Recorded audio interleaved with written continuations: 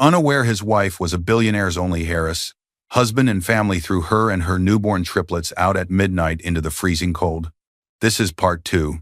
Even after the world watched him get arrested on camera, after the judge granted Elise full custody, ordered asset seizure, and investigators opened fraud and endangerment cases against him, Daniel Hayes still found a way to crawl back toward her life. This time, not with fists, not with shouting, but with obsession. The moment he was released on bail, he stepped out of a cold brick detention building, under the streetlights, face bruised, reputation ruined, sanity slipping. There, in the quiet space where no reporters waited and no family bothered to show up, he shook hands with a man Elise didn't know existed. A man who once worked in the shadows of her father's empire. A man who lost everything when Alexander Laurent cut him off. A man who had waited years for the first crack in the Laurent family's armor. And Daniel was the perfect crack. While Elise held her triplets inside the safety of a secured Laurent estate surrounded by guards, warmth, legal protection, and a life she was slowly rebuilding, Daniel lurked near her gates, whispering her name into the dark like a broken prayer. He thought he could win her back with guilt. He thought he could shake her with fear.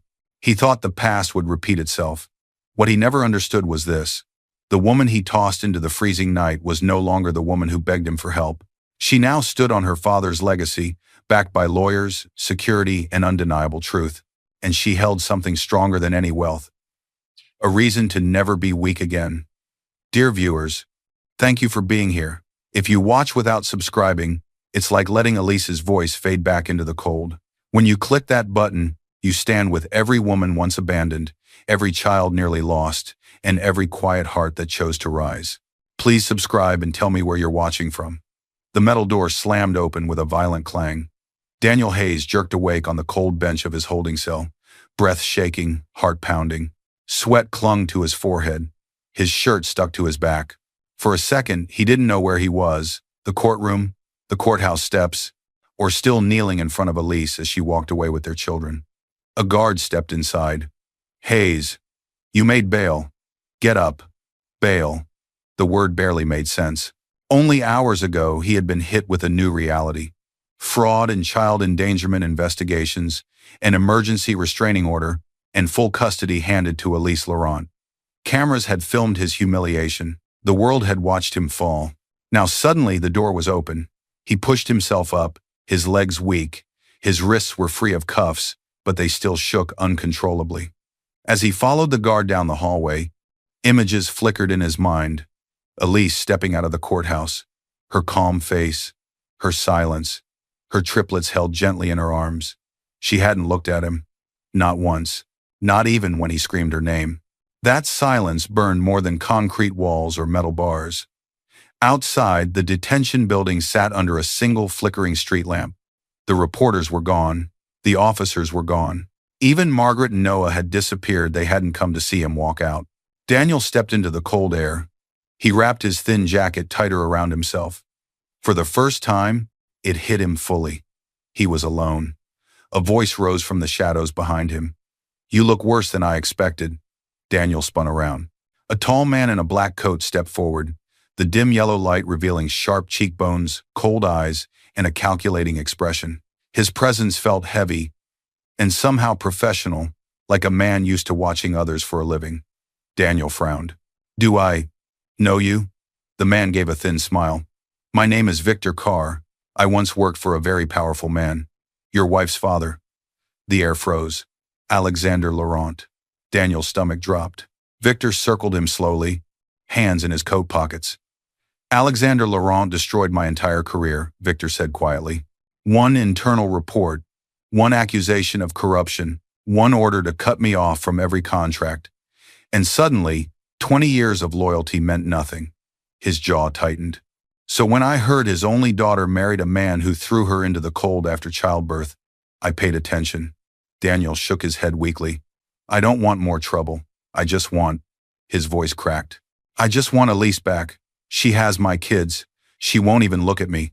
I have to fix this. Victor stopped right in front of him. You won't fix anything by begging. The words hit like a slap. Victor leaned closer. You fix it by having power, by having leverage, by knowing something she doesn't. Daniel's voice dropped to a whisper. What kind of leverage? Victor pulled a small black folder from his coat and tapped it once against Daniel's chest. I know secrets about Elise's father. Things she never learned. Things that can break her. And if they break her, he tilted his head. You might not get her love back, but you can take back control. Daniel's pulse pounded. His fingers twitched toward the folder. But Victor pulled it back before he could grab it. Not yet, Victor murmured. You'll see this when you're ready. Daniel's voice trembled. Ready for what? Victor's smile was slow and chilling. To understand that Elise Laurent is not the only one with secrets. Daniel swallowed, throat dry. What do you mean? Victor's eyes glinted in the half-dark. I mean her father trusted very few people, and you're not the only one he investigated. He stepped back into the shadows. Meet me tomorrow night. There's something you need to see. Then he was gone. Daniel stood under the flickering lamp, chest heaving, brain racing. He didn't know if Victor was saving him or using him. But one thing felt certain. The nightmare wasn't over. It was changing shape.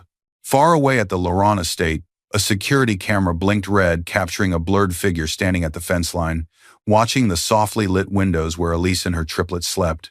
The alarm screamed through the estate like a piercing blade.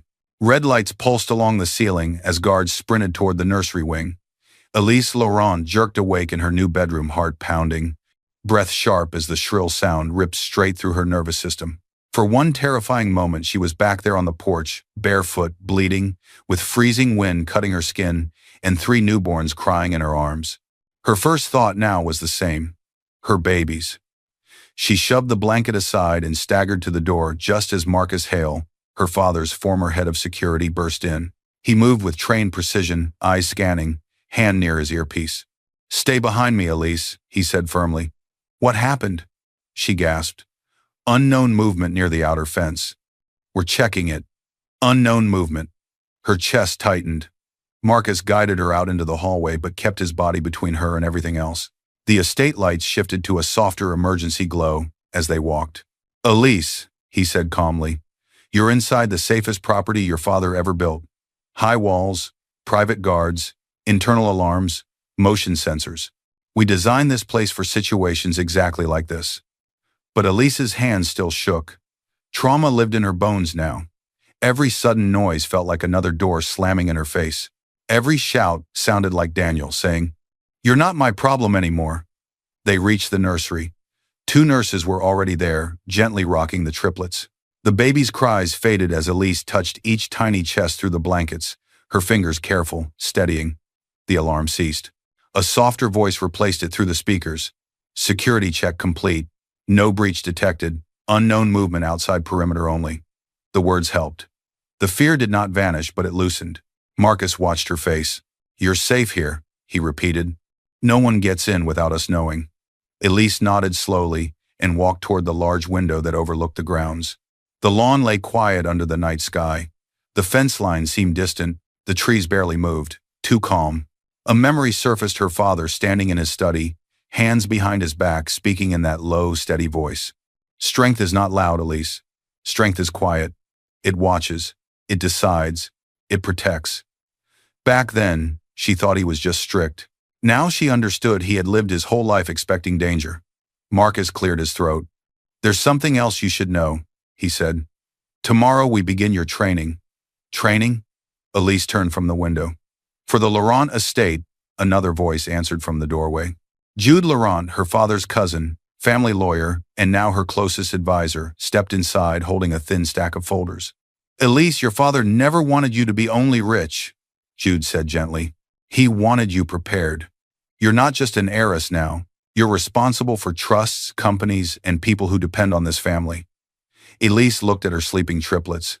Their tiny breaths, their innocence, their complete dependence on her. She swallowed. I'll learn, she whispered, whatever I need to.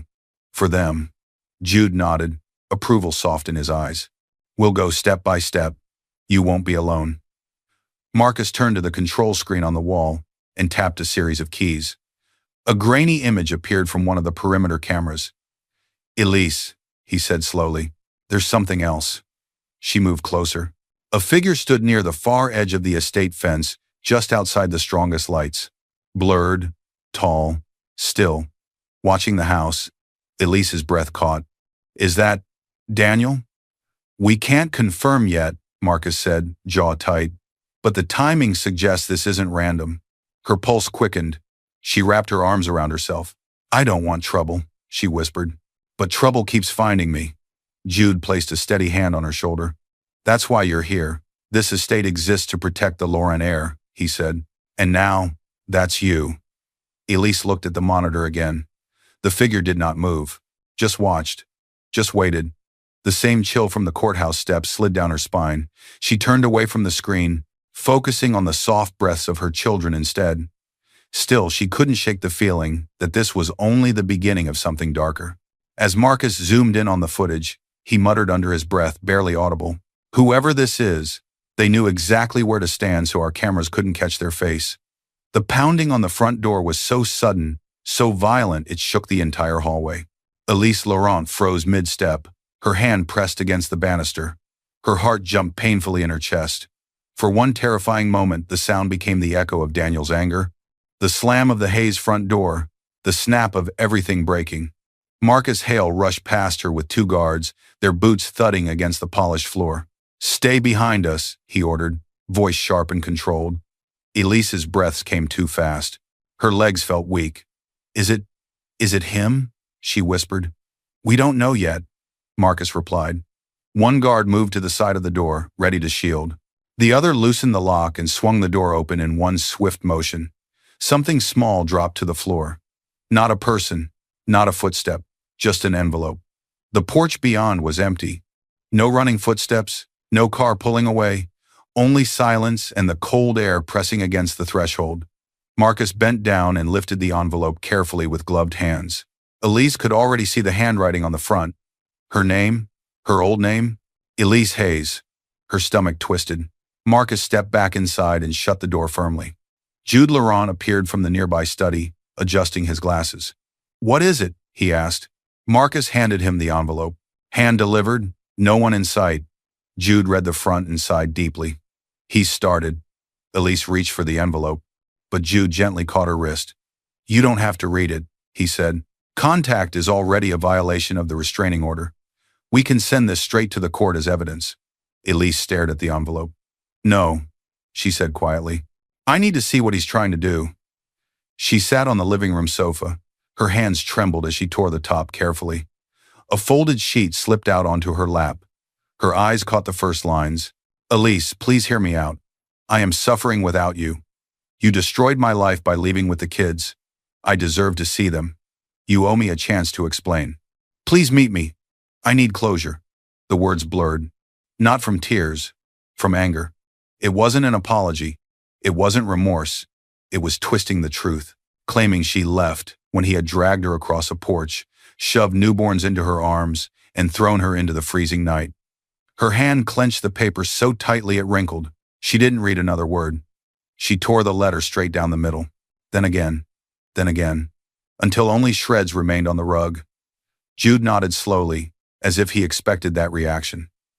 This is only the first attempt, he said. A man with nothing left becomes unpredictable.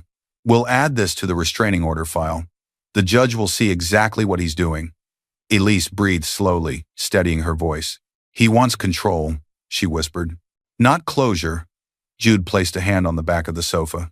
And that makes him dangerous. Do not underestimate him. Marcus walked back into the room, his expression darker now. Elise, he said quietly, you need to see this. He opened his palm.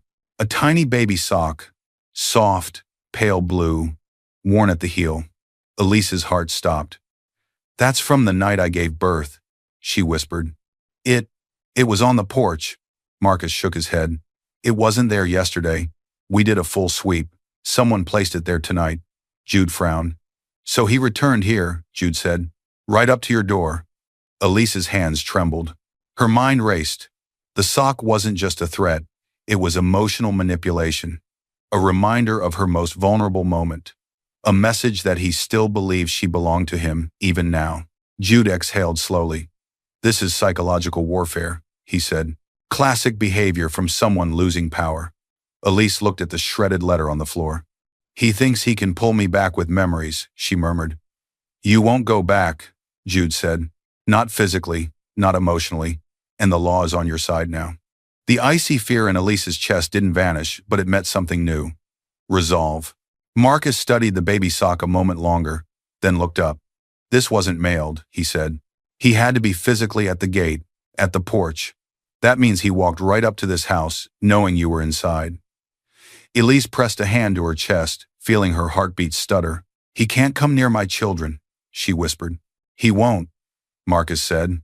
But this confirms something else. Someone helped him.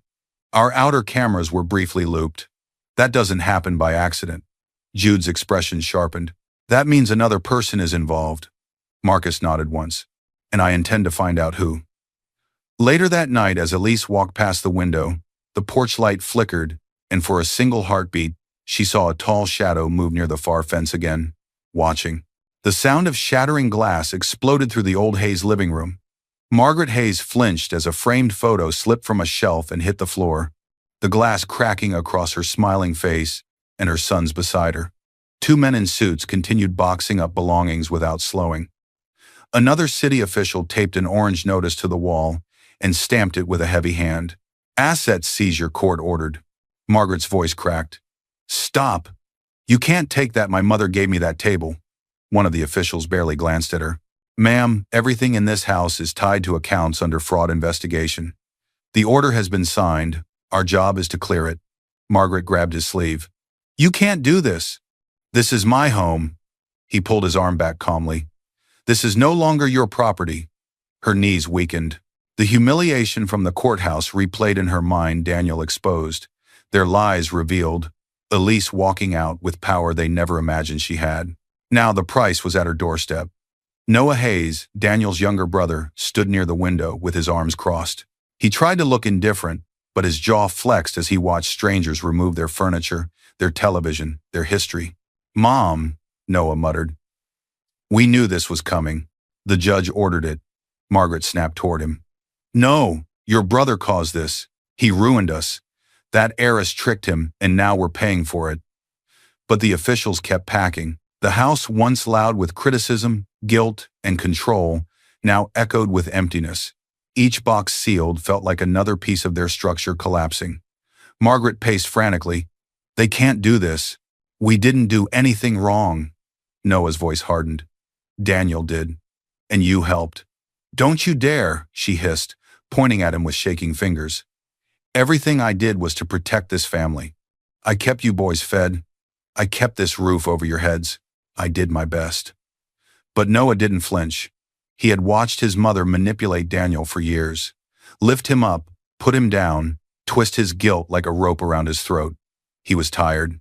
Margaret sank onto the couch, the last piece of furniture left in the room, and covered her face. For the first time Noah could remember, she didn't look fierce. She looked small, broken. Then a voice cut through the air behind them, cold as ice. This is your fault. Daniel Hayes stood in the doorway. He looked nothing like the man who once acted superior in this very room. His eyes were wild, his clothes wrinkled, his hair hung messily, his hands shook at his sides. Margaret shot up. Daniel, where have you been?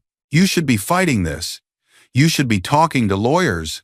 Daniel slammed the door so hard the walls rattled. You told me everything would be fine, he said, stepping toward her. You promised we'd fix it. Now look at us. Margaret stood, voice trembling. Daniel, listen to me. No. His voice cracked with rage. You lied to me. All my life, you lied. Noah stiffened. Daniel, don't. Daniel spun toward him. What else did you both hide from me? Noah's throat tightened. He had found the papers only an hour earlier hidden deep in Margaret's bedroom drawer. Old adoption documents, hospital forms, legal signatures. Daniel, Noah said carefully, there's something you need to know. Margaret's face drained of color. Noah, don't you dare. Daniel's voice dropped, dangerous and low. What is it? Noah swallowed. You're not our biological brother. Silence crashed over the room. Daniel blinked rapidly, confusion bleeding into disbelief. Margaret lunged forward, grabbing his arms. No, don't listen to him. I raised you. I'm your mother. Daniel stepped back, as if her touch burned. You mean, my whole life was a lie? Margaret cupped his face desperately. We took you in when you were 3. No one else wanted you. We gave you a home, a family. Daniel's eyes widened with pain. So I was unwanted. Margaret froze. Noah turned his head away, unable to watch. Something snapped in Daniel's expression, something deep, fragile, already cracked from the courtroom and Elise's silence. His voice fell into a hoarse whisper. Did Elise know? Margaret panicked. No, she didn't know anything, and she can never know. Daniel's chest rose and fell in sharp bursts. Everything he'd clung to, family, identity, pride, crumbled like ash. Margaret reached for him again. If Elise finds out the truth, she'll destroy you worse than we ever could, she cried. You don't understand what that woman can do now. Daniel's face twisted rage, fear, confusion folding together. But beneath all of it, one thing only grew stronger. Obsession. He grabbed Margaret's wrist. What truth? He demanded. Margaret screamed as his grip tightened. Daniel, stop. You're hurting me. Noah rushed forward. Let her go. Daniel shoved him aside and backed away, breathing hard, lost inside a storm of broken pieces. Margaret clutched her wrist, eyes filled with something Daniel had never seen in them before. Fear of him. Outside the half-empty house, a black car waited at the curb. Behind the tinted glass, Victor Carr watched the Hayes family through the window and murmured, He's almost ready. Margaret's scream still rang in Daniel's ears when the black car door slammed shut behind him. Victor Carr locked the doors with a soft click. Daniel jerked forward, hands braced on the dashboard. Why did you bring me here? Let me out, he snapped, panic flaring. Victor stayed in the driver's seat, calm, hands resting lightly on the steering wheel. If I meant to harm you, he said smoothly, I would have done it days ago. Daniel swallowed hard. Then what do you want? He demanded. Victor finally turned, his eyes dark and sharp. To finish what Elise's father started, Victor said. Daniel frowned. What are you talking about? You keep saying that. Victor leaned back in his seat, voice sinking lower. You think your life collapsed because Elise turned on you, he said. But your collapse began long before that, long before you even met her. Daniel scoffed weakly. You don't know anything about me. Victor smirked. Oh, Daniel, he said softly. I know more than your own mother ever told you. That landed like a punch. Daniel's jaw tightened. Then say it, he snapped. Say what you dragged me in here to hear. Victor studied him for a moment, like a scientist observing a specimen. Fine, he said. Let me tell you about the man who ruined both of us. Daniel stiffened as Victor spoke the name. Alexander Laurent, Elise's father, the billionaire, the man who had once ordered cars, guards, and lawyers to save Elise from the very porch Daniel threw her onto. Victor stared ahead, voice filled with old bitterness. Years ago, I worked for him. Security detail, high-level clearances. I was loyal, efficient, trusted. I kept his enemies at a distance. He exhaled sharply. Then he accused me of skimming money from a contract, taking bribes. He didn't even ask for my side. He just issued one order. Remove Victor from all systems, cancel all access, blacklist him from every company they owned. Victor's hands tightened around the steering wheel. In one day, your father-in-law destroyed my career. One report from him, and every door closed in my face. No one would hire me again. Daniel leaned back slowly, absorbing every word. I lost my job, my contacts, my family drifted away. I became nothing, Victor continued. His eyes flickered toward Daniel. So when I learned his only daughter had chosen a man with nothing, a man who publicly destroyed himself and gave me leverage over the Laurents, I paid attention. Daniel felt heat rise in his chest. So this is revenge, he said. Victor nodded once. Your downfall and mine connect at the same point, Victor said. Alexander Laurent and the world he built. Daniel clenched his fists. Elise didn't do anything to me, he muttered. Her family did. Victor arched a brow. She took your children. She walked past you like you were dust. She let her lawyers tear you apart in court, and she didn't say a word for you. Daniel flinched. Victor leaned closer, dropping his voice to a whisper. She destroyed you without even trying. Daniel's breath shook. She didn't destroy me. Her father did. He's the reason she has all this power now. That's right, Victor said quietly. And now you can return the favor. Not to him. He's already dead. His eyes hardened. But to what he left behind. Daniel stared at the dashboard, heart thudding. What do you want me to do? He asked. Victor reached into the glove compartment. He pulled out a black leather folder, edges worn, as if he had protected it for years. Daniel hesitated. What is that? He whispered. A confidential Laurent file, Victor replied. Taken from Alexander's private records before he had me thrown out. Daniel's pulse quickened. Victor opened the folder and slid a single document toward him. Paper yellowed with age, the Laurent crest still clear at the top. Daniel reached for it, but Victor raised a finger. Elise has never seen this, Victor said quietly. Jude has never shown it to her. Marcus doesn't know it survived.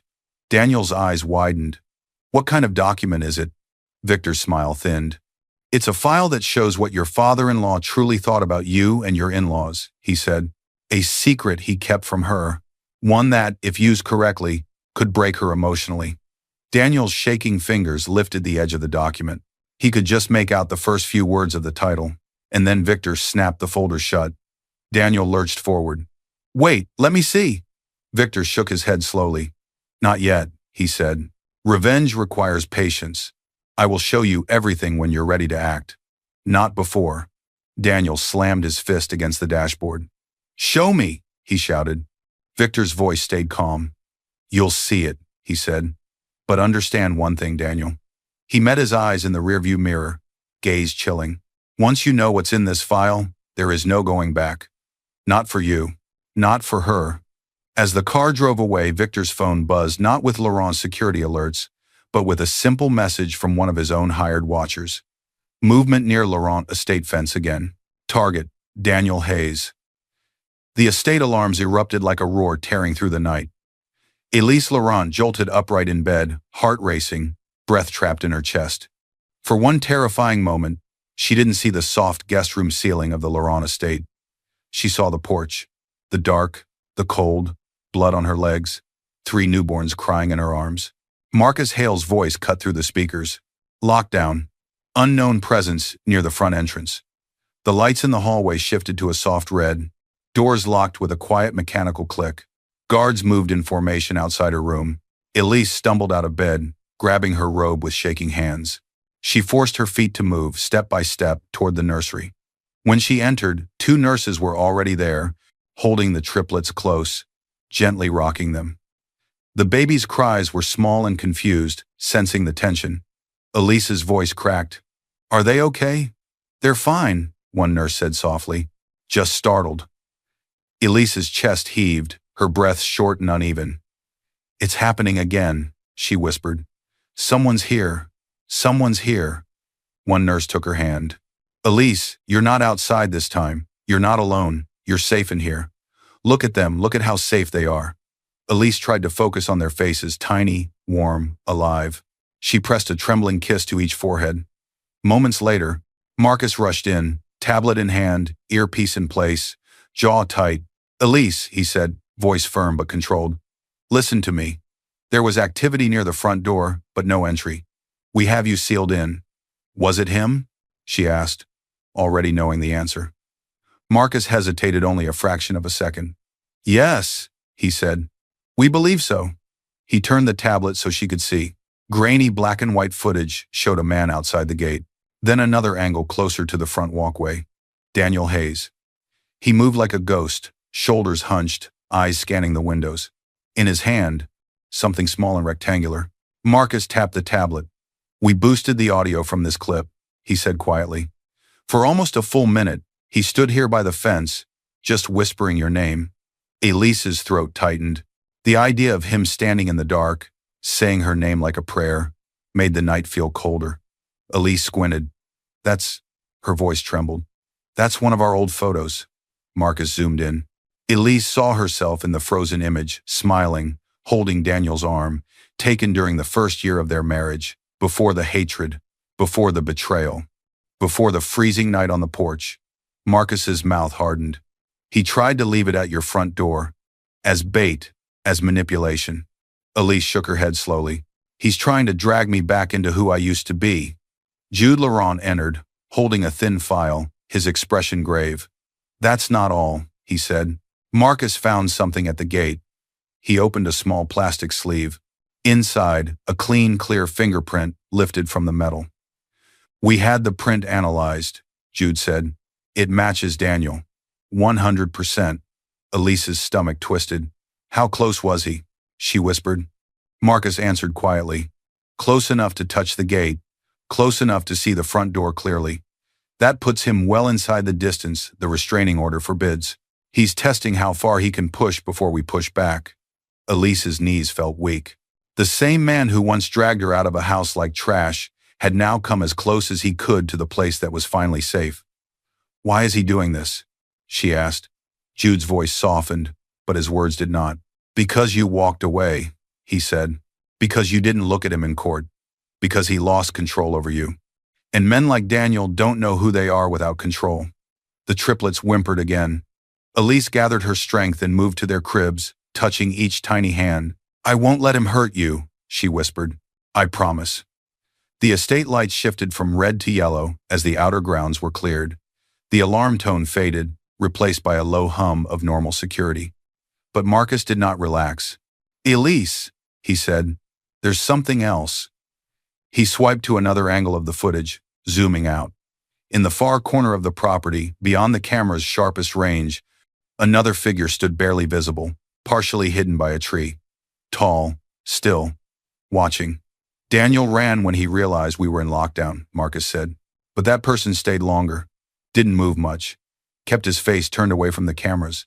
Elise felt her pulse jump. Do you think it's him? The man from Daniel's past?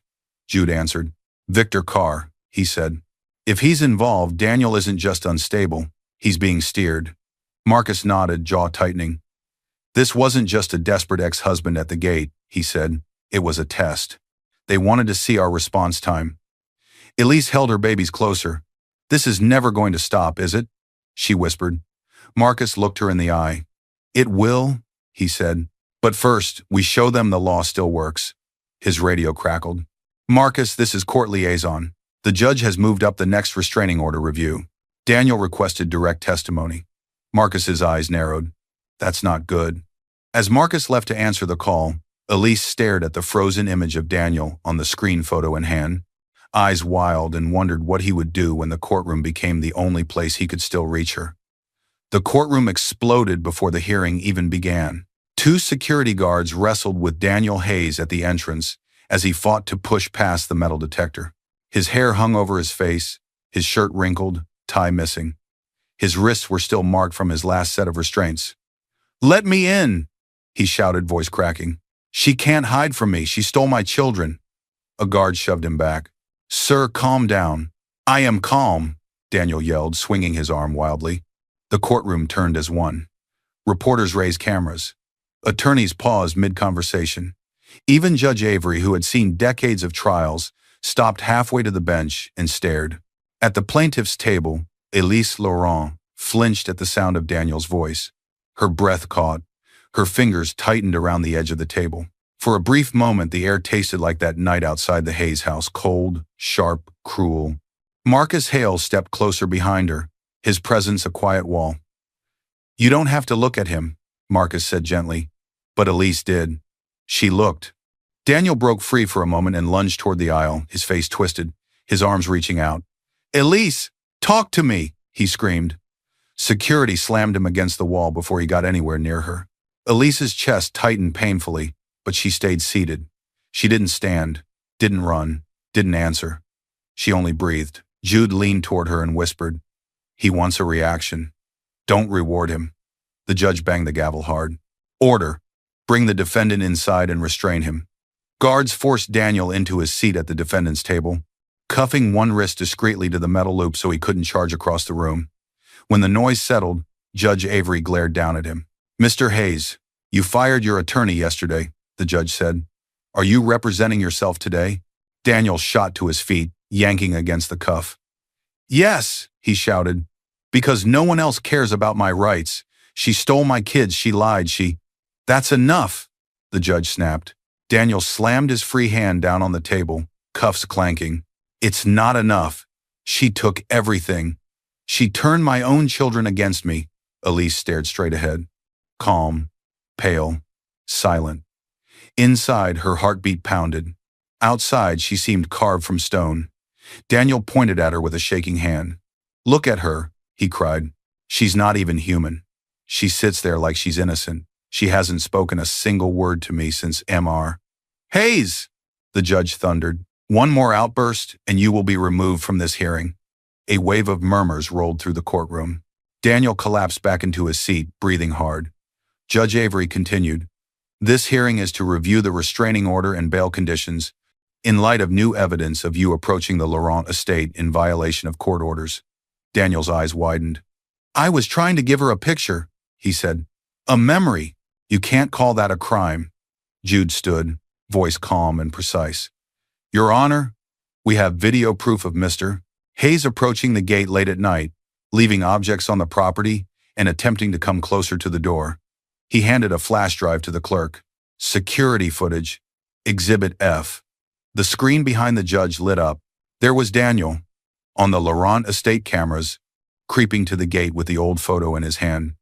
He glanced toward the house, eyes wild. Then the alarms began, and he ran. The courtroom gasped. Daniel shouted, "I was trying to apologize. She owes me that much." The judge slammed the gavel. "That's it. Remove him. Mr. Hayes is banned from future hearings. All further involvement will be through appointed counsel only." Security moved toward Daniel. He panicked. "No, no, don't take me out. Elise, please, just look at me. Just once, please." Elise did not turn. Daniel's voice rose higher, raw, desperate. "Elise, I can fix this. I can change." He kicked as the guards pulled him away. Then a woman stepped into the aisle. Clara Voss. Her heels clicked softly on the courtroom floor. Her makeup was perfect, her hair smoothed into glossy waves, and her stomach visibly rounded under her fitted dress. Pregnant. Daniel froze mid-struggle. He stared at her, stunned, mouth open. "See, Clara." The room fell silent. Clara tilted her head, lips curling into a small, cold smile. Daniel's voice shook. Is that mine?" She stepped closer, just enough for him in the first few rows to hear her. "It's not yours," she whispered. Daniel's knees almost buckled. Tears filled his eyes. What do you mean?" he gasped. Clara leaned in a little closer, her words sharp as a blade. "And Elise knows what you did last summer."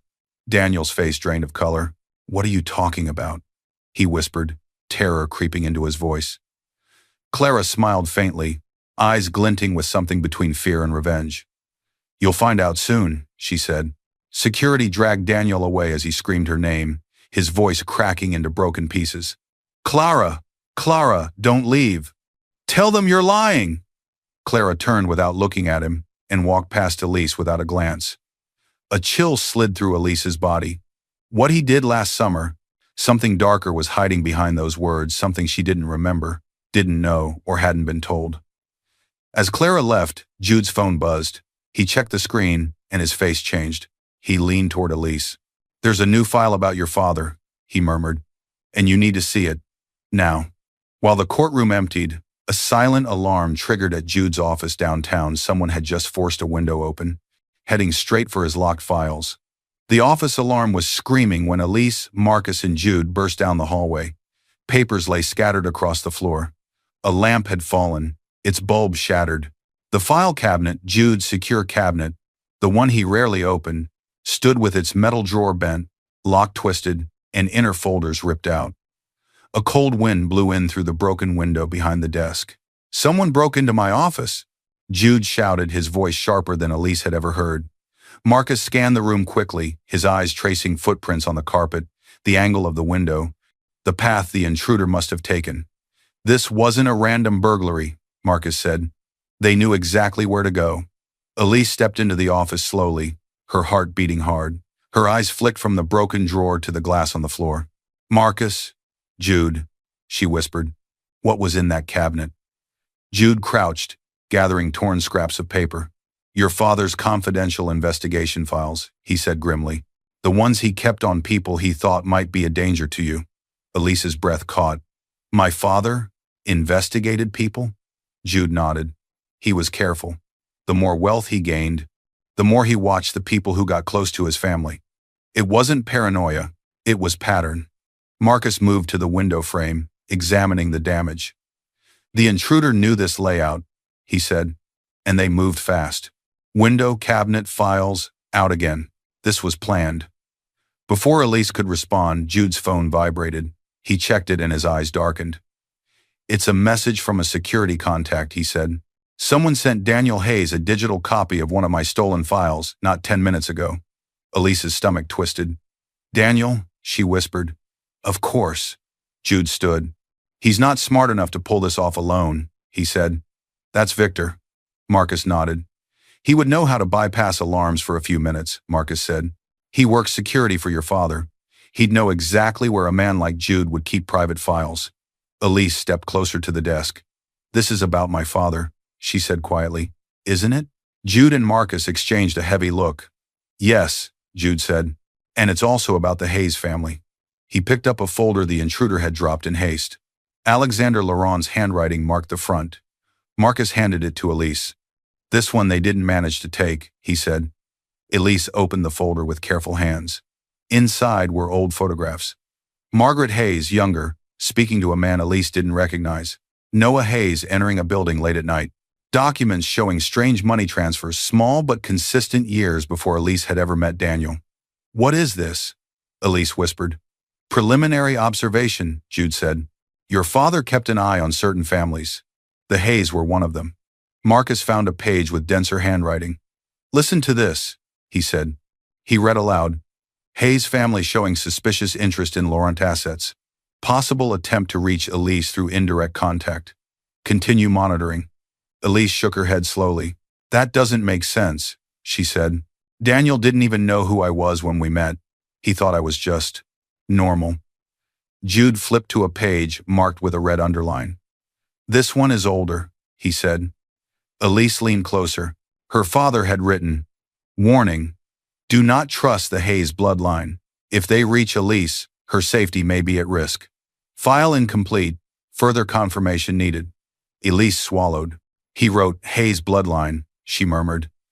"He probably never knew Daniel was adopted.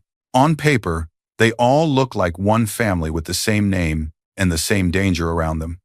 A chill slid through Elise from head to toe. "My father knew something about them," she whispered. Marcus nodded. "He always had strong instincts," Marcus said. "He might not have had all the proof, but he felt enough to write this." A memory floated up. Her father in the garden with her when she was younger. His voice gentle but serious. "If something feels wrong, Elise," he had said, "trust yourself. People can smile at you while sharpening a knife behind their back." She had laughed back then, brushed it off as an overprotective father. Now she wasn't laughing. Jude turned one more page. "The notes never say exactly what the Hayes planned," he said. "But your father clearly believes someone connected to that family might reach for you for reasons that had nothing to do with love." Elise's heart pounded. "Daniel didn't know I was a Laurent when he married me," she insisted, then hesitated. "Did he?" Marcus's eyes narrowed. "Are you sure?" he asked quietly. The question cut deep, because Elise realized she had never actually asked. Jude looked at his phone again. "And now that Daniel has a copy of at least one of these documents," he said, "he might convince himself you knew about all this and hid it from him." "I didn't," Elise said, placing a hand over her heart. "If I had known, I never would have married him." Marcus crouched near the window, staring at the ground outside. Then he stood slowly, something metal in his hand. "Elise," he said, "the intruder dropped this." He opened his palm. A silver cufflink, engraved with 2 letters, V. C. Elise's stomach clenched. "Victor Carr," Jude said. Marcus nodded. "He stole the file. He sent a copy to Daniel," Marcus said. "He's trying to turn Daniel into a weapon against you." Elise felt the air grow heavier. "Why?" she whispered. "Why me? Why now?" Marcus looked straight into her eyes. "Because he couldn't hurt your father anymore," Marcus said. "So now he wants to hurt what your father loved most." Elise's legs wobbled. She gripped the back of the chair. Jude snapped the folder shut. "We need to find Daniel before Victor convinces him of something that isn't true," Jude said. But at that exact moment, outside the estate, Daniel stood in the dark tree line, gripping the stolen digital copy of the document, eyes wide with fear and rage, whispering to himself. So, Elise knew everything. Inside the Hayes ruined house, adoption papers lay half hidden under a fallen box. Papers Daniel hadn't fully read yet, but soon would, pulling the last support out from under his mind. By the time Daniel stormed back into the Hayes house that night, rage had swallowed whatever thin balance he had left. Noah Hayes hit the floor hard as Daniel's fist smashed into his jaw. He slid across the worn living room carpet, blinking stars from his eyes. His cheek throbbed, and the metallic taste of blood filled his mouth. "What did she mean? I'm not your brother?" Daniel roared. He grabbed Noah by the collar and slammed him back into the wall, pictures rattling around them. Noah groaned, dizzy. "Daniel, stop, it wasn't supposed. Answer me!" Daniel's voice cracked, half scream, half sob. "Tell me the truth." Margaret Hayes rushed into the doorway, her hair messy, clothes wrinkled from days of stress and lack of sleep. "Daniel, stop! Let him go!" she cried. But Daniel shoved her aside with one wild arm. "You lied to me my whole life," he shouted. "Both of you." He shook Noah again. "Who am I?" he demanded. "Why did you hide it? Why now?" Noah coughed, wiping blood from his mouth. "Because you were already falling apart," he said. "Mom didn't want to push you further." Daniel's eyes bulged. "So it's true," he said. "I'm not a Hayes." Margaret reached for him, tears in her eyes. "Being adopted doesn't change that you're my son," she said desperately. "You are my son. I raised you." Daniel spun to face her, expression twisted. "I was never your son," he spat. Margaret flinched as if he'd hit her. "Daniel, please." But he wasn't listening. He paced the room like a cornered animal, clutching the stolen Laurent document file to his chest. His breaths came sharp and uneven. Words tumbled from his mouth, half-thoughts, broken sentences, anger, confusion, Elise's name over and over. Noah pushed himself up, glaring. "What did you even take from Elise's family?" he said. "Mom said you did something last summer." "What did she mean?" Daniel froze. For a few seconds, the whole house seemed to hold its breath. He turned his head slowly toward Noah, eyes dark and empty. "You wouldn't understand," he whispered. Noah felt a chill crawl down his spine. "What did you do, Daniel?" he asked again, this time quietly, almost afraid of the answer. Before Daniel could speak, the front door swung open. Victor Carr stepped in like he owned the house. "Enough family drama," Victor said, brushing dust off his coat. "We have work to do." Margaret pointed at him, voice shaking. "You," she hissed. "You're the one poisoning his head. Get out of my house. Leave my son alone." Victor smirked. "He isn't your son," Victor said calmly. "You made that painfully clear yourself." Daniel's shoulders twitched, another crack in his already fragile mind. Victor moved in front of him, lowering his voice. "You see?" Victor whispered. "They lied. Elise lied. Everyone lied. Except me." Daniel clutched the file tighter. "Elise knew about this," he muttered. "She must have known. Her father investigated my family. She had to know." Victor's eyes glinted. "Of course she knew," Victor said. "Why do you think she walked away so easily? Why do you think she never fought for you? You were never her partner. You were her project." Daniel's breathing turned ragged. "She didn't even look at me in court," he said. "She just walked past me." "She looked at you and saw the mistake your father-in-law warned her about," Victor murmured, "and she corrected it." Margaret lunged forward. "Stop it. Stop filling his head with your garbage." Victor shoved her back with one hand, more annoyed than angry. "You did your own damage," he snapped. "I'm just pushing him toward the finish line." Daniel grabbed Victor's shirt, eyes wild. "What do I do now?" he demanded. "Tell me what to do." Victor smiled, the way a puppeteer smiles when strings tighten. "You show her," he whispered. "You show Elise Laurent that she cannot erase you and sleep peacefully behind her walls." Noah stepped closer, voice trembling. "Daniel, don't listen to him," he pleaded. "He's using you. He doesn't care about you. He cares about hurting her family." But Daniel was already drifting further away. Inside his head, Elise's face flickered in flashes on the porch. In the courtroom, behind the nursery window, always turning away, always silent. He heard only Victor, only the anger, only the ache. Moments later, Daniel stumbled out of the house, file clutched in one hand, hair tangled, shirt half-buttoned. His feet barely seemed to know where they were going. The hallucinations came stronger. He saw Elise's face in the cracks of the sidewalk. He heard her voice in the passing cars. He saw her walking away every time he blinked. "No," he whispered, gripping his hair. "No, no, she's mine. Elise." By the time he reached the Laurent estate again, he was shouting her name like a man drowning. "Elise! Elise! Come out here! Talk to me!" Guards poured out from the security post. Marcus's voice rang over the radio. "Restrain him. He does not get near the door." Daniel grabbed the gate, shaking it violently. "You can't ignore me," he screamed. "You can't keep my children from me." 2 guards pulled him down. He fought them like someone who had nothing left to lose, kicking, clawing, sobbing. Inside the estate, Elise stood behind the nursery window, holding one of her babies. Her heart hammered, but her face stayed steady. Marcus moved to her side. "Stay back," he said. "He can't get to you.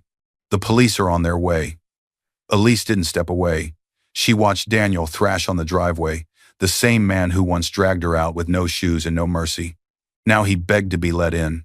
Daniel slowed for a moment, chest heaving. He looked up and saw her through the glass. His voice slipped into a hoarse whisper as the guards dragged him toward the patrol car. "If I can't have you," he said, eyes fixed on her, "no one can."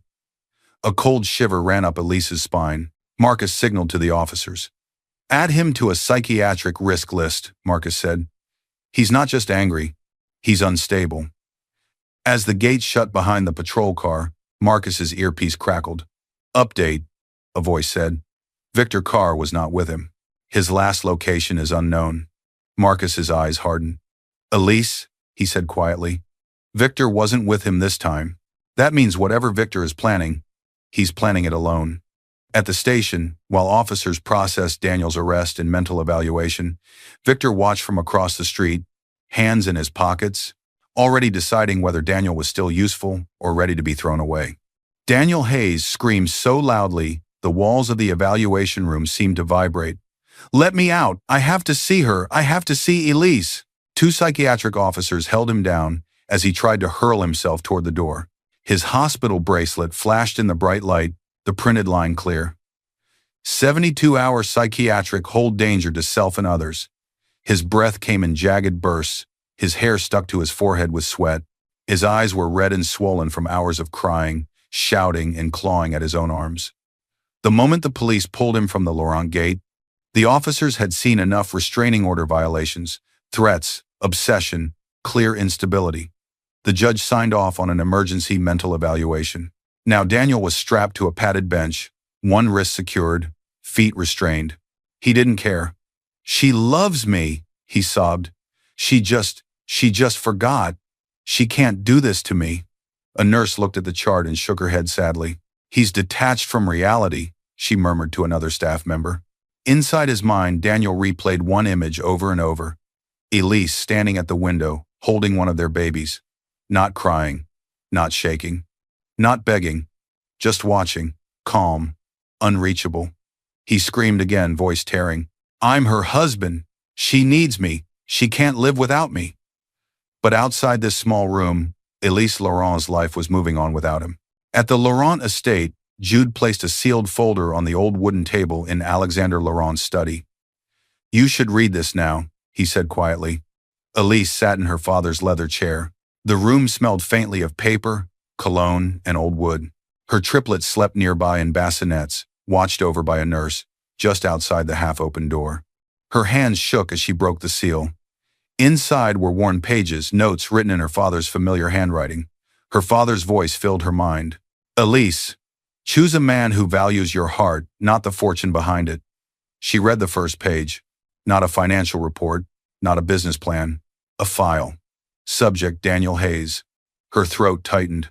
Her father had looked into Daniel long before she married him, not to control her, but to understand who his daughter was trusting with her life. He had noted patterns: persistent need for approval, influenced strongly by mother's opinions, poor boundaries with money, uses others' resources to feel important, history of emotional manipulation in past relationships. One line was, underlined twice in red ink, "If she chooses him, Protect her from afar. Do not reveal this to her unless her life is in danger. A tear slid down Elise's cheek.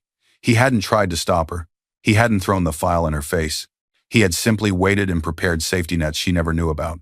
She turned the page, a short letter addressed to her, written years ago, in case things ever reach this point. If you are reading this, my daughter, it said, it means he has shown you who he truly is. When that day comes, I beg you, choose peace, choose your children, choose yourself, and let go. No wealth I leave you matters if you lose yourself in someone who cannot love you well. Elise closed her eyes. For the first time since the freezing porch, since the court, since the screaming alarms, her heart felt steady. She wiped her tears and looked at her babies through the open door. Their small chests rose and fell in peaceful rhythm. I choose you, she whispered. Later that afternoon, Jude laid out a new set of documents. Permanent restraining order, he said. Permanent no contact. Extended protective orders for you and all 3 children. Psychological risk note on his record. He will never be allowed near this estate again. Elise signed each one with a steady hand. Her name, Elise Laurent, sat beside Daniel's in line after line. This time, she wasn't signing a marriage certificate, she was signing an ending. When she finished, Jude gathered the papers. This closes his access, he said with finality. Legally? Permanently? Good, Elise said softly. Meanwhile, outside the psychiatric building, Victor Carr stood near a tree across the parking lot, hands in his coat pockets, watching the entrance. He waited until Daniel was escorted down the hallway for another evaluation. Then he slipped closer to the side entrance, stepping just inside the doorway where security was thinner. Victor, you came, Daniel gasped when he saw him in the corridor. Victor gave a small, amused smile. Of course, he said. You didn't think I'd vanish before the end, did you? Daniel reached toward him, eyes wild. You said she still loved me, he said. You said she still needed me. Victor shrugged lazily. You believed it, he said. That's what mattered. Before Daniel could respond, flashlights, footsteps, voices calling commands. Marcus Hale stepped into the hall from behind a patrol car, followed by Samantha Reed, the Laurent Estates investigator, and 2 uniformed officers. Samantha lifted her badge. Victor Carr, she said, voice clear and firm. You're under arrest. Conspiracy, stalking, tampering with legal records, and attempted harm of a protected family. She held up a folder. We have your messages to Daniel, footage from the break-in at Jude's office, and witness statements placing you near the Laurent estate on multiple nights. Daniel stared at Victor, frozen. Victor turned, trying to bolt down the opposite corridor. Marcus moved faster. He grabbed Victor's arm, pinned him against the wall with one strong forearm, and stepped back as the officer snapped handcuffs around Victor's wrists. Daniel screamed, Victor, you said she loved me. You said she needed me. You said, Victor laughed, a short, empty sound. She never did, Daniel, he said. She never needed you. You were just easy to use. The words sliced Daniel open more deeply than any verdict. His knees buckled. His mind, already fractured, seemed to cave in completely. As the officers dragged Victor away, Daniel sagged against the restraints, sobbing like a lost child in a world that no longer recognized him. At sunrise, back at the Laurent courtyard, the world felt almost quiet. Elise stood barefoot on the smooth stone, holding one of her sons against her chest. Her other 2 babies lay in a double stroller nearby, wrapped in warm blankets, tiny faces relaxed. The sky glowed in soft shades of gold and pink. Elise looked up at the light. I choose peace, she whispered. I choose my children. I choose my life. She kissed her son's forehead. Warmth spread through her chest, different from the burning pain she had carried for so long. Soft footsteps approached from behind. Samantha Reed stood there, holding a small, sealed wooden box. The lid had Alexander Laurent's initials carved into it. Elise, she said gently, there's something else your father left behind. We waited to show you until you were strong enough to stand without looking back. Elise turned, curiosity, grief, and quiet courage in her eyes. What is it? She asked. Samantha held the box out to her. It's something that changes everything, she whispered. Elise placed a careful hand on the lid. The past had broken her. Her choice now would define her future. I hope you enjoyed watching it as much as I enjoyed creating it. Like, share, and comment on the lessons you've learned. Tell me where you're watching from in the comments below. See you in my next video.